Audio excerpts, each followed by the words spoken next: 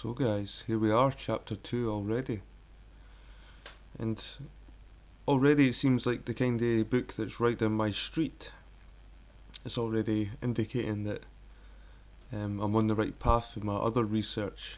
But it's amazing how there's so many authors and so many people research the subject and they're kind of ignored.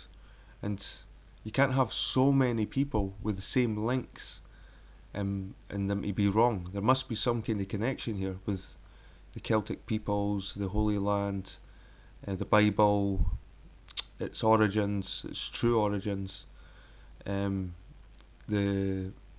manipulation by Rome of all these religions to control massive areas of land and subjugate people, including the Celts. The thing that let the Celts down and the Celtic peoples down was they weren't unified. There were lots of tribes, and they were unruly, they were hard to control. And I think Rome managed to do this through religion rather than force. Anyway guys, I'm rambling again. Chapter 2.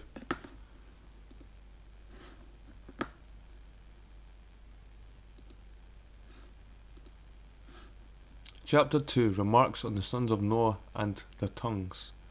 Where the habitation of Noah was after his descent of Ararat has not yet been discovered, at any rate satisfactorily, but we are informed it was a land in which he planted a vineyard, according with him being a husbandman. His sons, after living with him for a time in this unascertained locality, as unascertained as the eastern resting place of the ark, separated.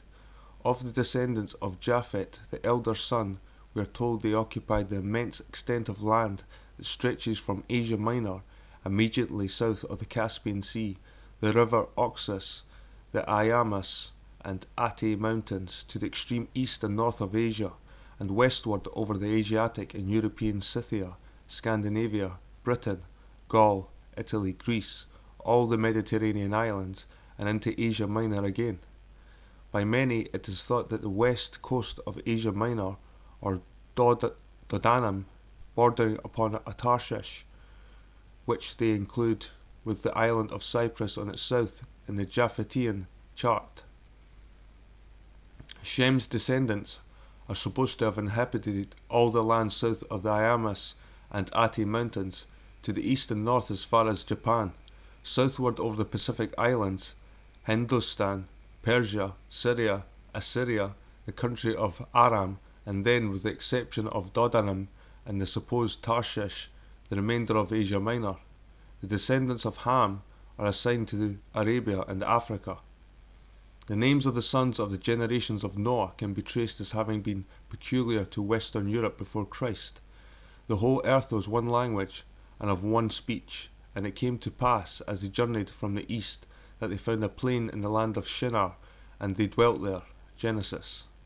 Of course, it must be concluded from this that the sons of Noah were of one language and of one speech, and that they dwelt in Shinar, which country was in the west, for it is express stated they journeyed from the east. In what part of the west from Asia was Shinar, if it did not extend all over Europe? We will leave to the reader to determine from the facts as they are given in our subsequent pages. For the present we safely assume that the sons of Noah spoke one language. What that language was may be a difficult question to answer correctly, but difficulty should not deter us from at least searching for it among parts that once made a whole, made one language before it affected others. Notwithstanding the arbitrary classification of languages, philologists are becoming more aware of this fact. It is quite possible that the time and observation will reward the independent searchers after truth, and bring together through them so many at least elements of the matrix tongue spoken by the sons of Noah, and for a time their descendants, as will forever set at rest in solid foundation the materials of the primitive speech. We are aware of the gravity of such a task, and that it requires volumes to do it justice. If we devote a few suggestive pages to this subject, it is because they may be found necessary to the explanation of the text, and of service in discovering a European location of Shinar. The laws of language and the names of those laws were first discovered by the Greek philosophers and grammarians. Yet, as may be gathered from a passage in the Kratleios of Plato, the acute mind could not do more than suggest that the barbarians lent some of their words to the Greek.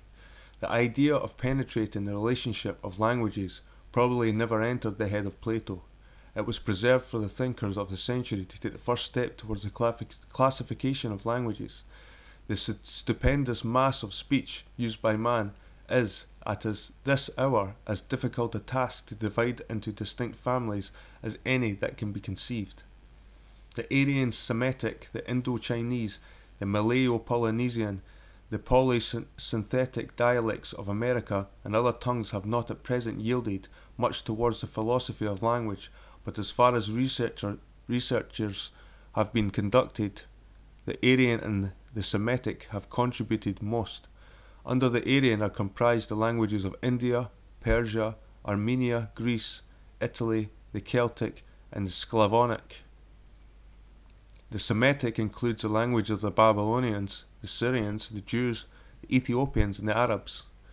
If we judge the influence of these two classes of language upon political, literary history, we admit they include the most important of the earth.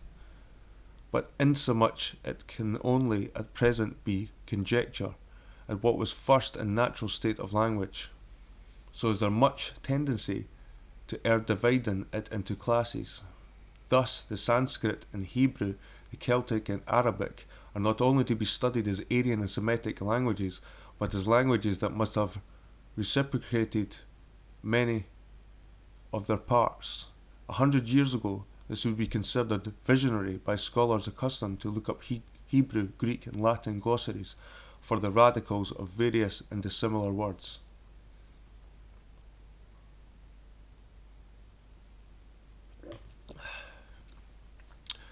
But their labour in that way was unproductive.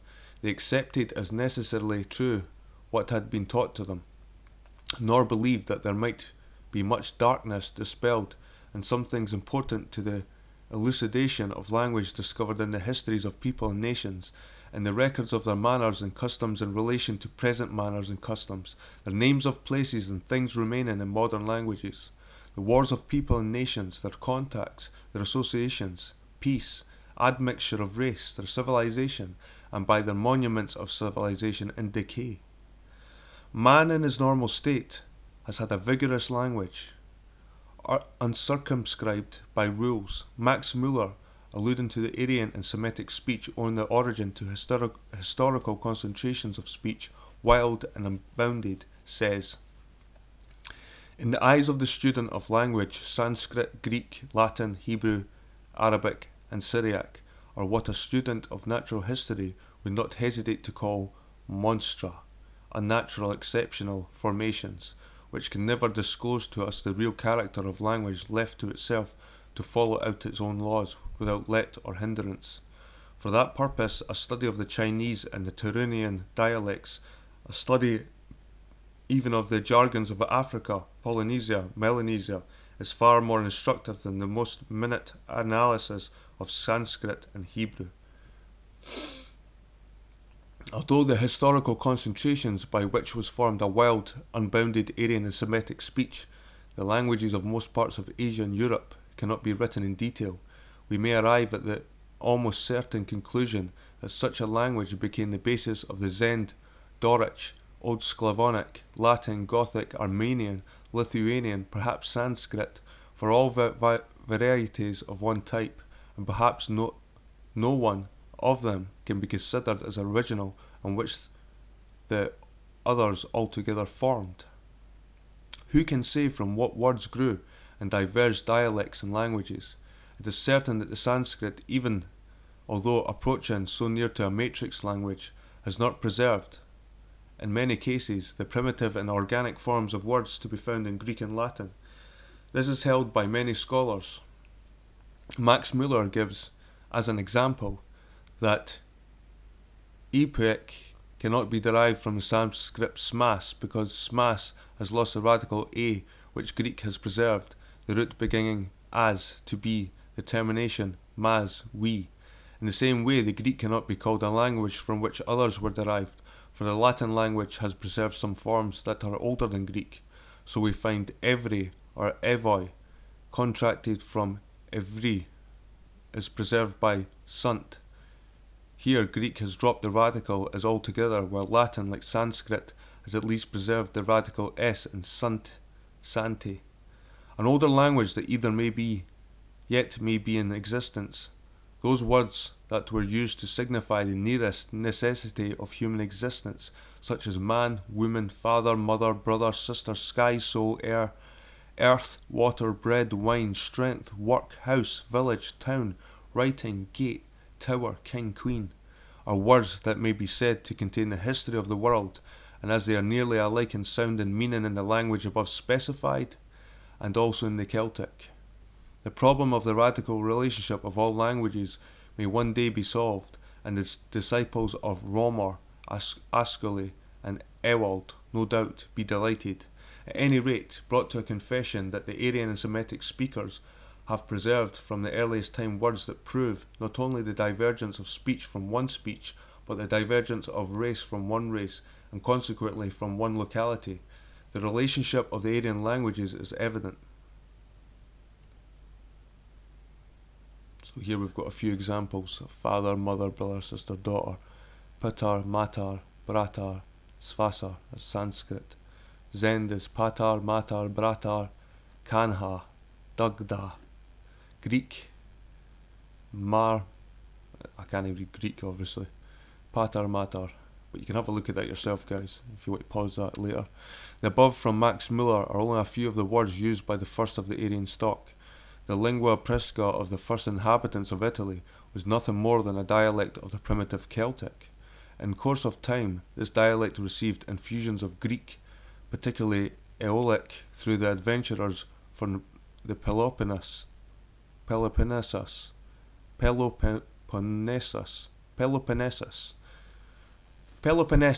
right, I'll remember that next time guys. And that's funny, because when I look at before the Romans, when Scotland was broken up into tribes, all the tribes' names looked Italian. Even way before Rome even came to Scotland, we had tribes called the Vertendi and Vici and Avici and Icini, and they looked like Latin words, Italian almost, but they were ancient tribes that covered areas. I just thought that was a strange connection. Anyway, the Greek itself, meantime, retains much of the ancient Celtic, upon which it undoubtedly grew, as from one existent root that spread itself everywhere over Europe.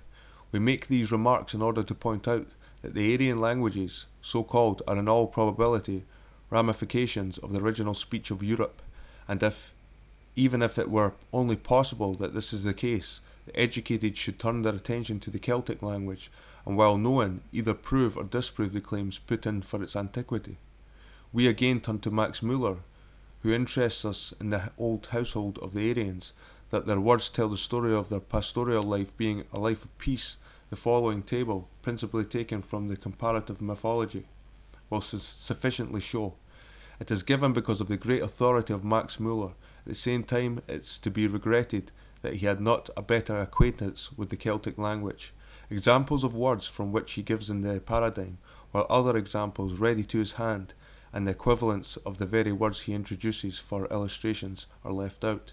We have taken the liberty to insert them. And the tongues. This page is on its side. I'm trying to squint my head to the side here to look at it. But there's quite a few words. Cattle, ox and cow, ox, steer, heifer, horse, foal. So there's just some similarities guys if you want to pause it later to have a look.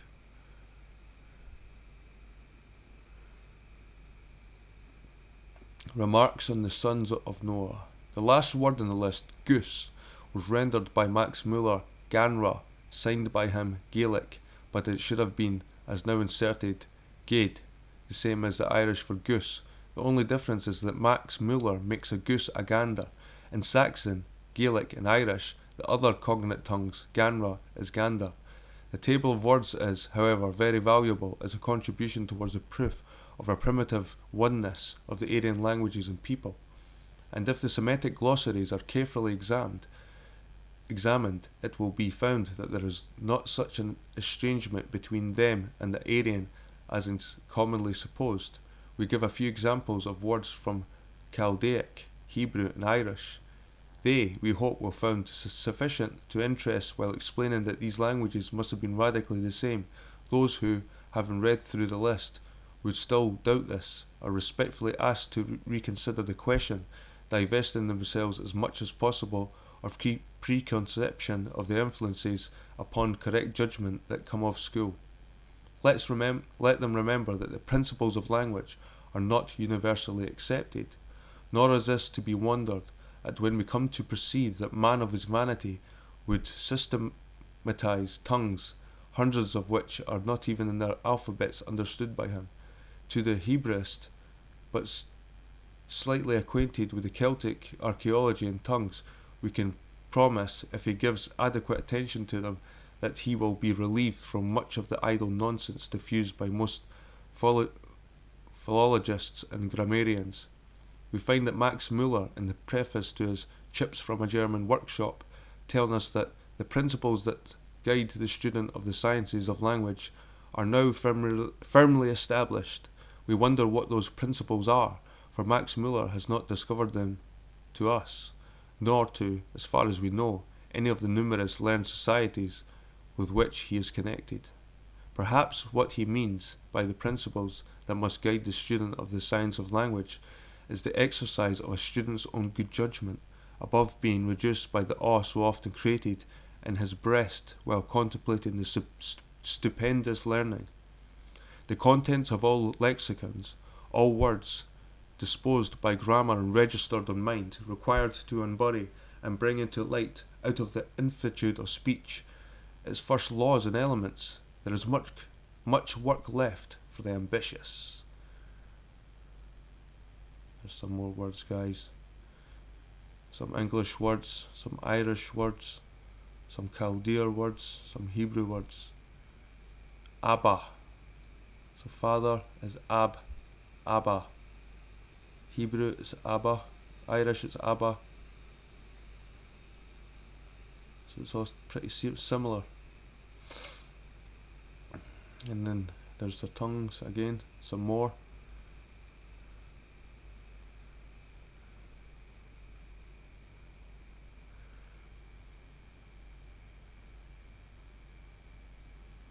Irish and Chaldea, cab and cab is the same.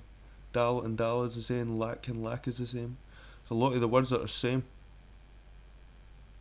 Chaldee and Irish. So it's chapter 3 already, guys. We're surely hammering through this. Chapter 3, Shannara Europe. So guys, I will see you in the next video. I might do chapter 3 from my last one tonight. Make them unlisted, get them up, and see what you think, guys. Thanks for joining me, and I will see you in chapter 3.